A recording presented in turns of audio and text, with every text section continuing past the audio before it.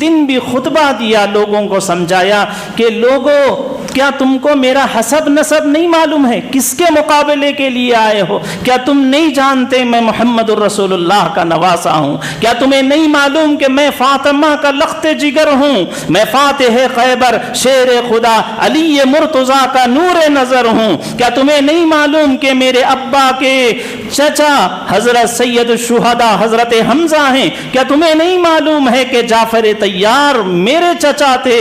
کیا تمہیں نہیں معلوم ہے کہ محمد رسول اللہ نے میرے سلسلے میں فرمایا تھا سیدہ شباب اہل الجنہ، جنت کے نوجوانوں کا سردار مجھے نبی علیہ الصلوۃ والسلام نے کہا تھا؟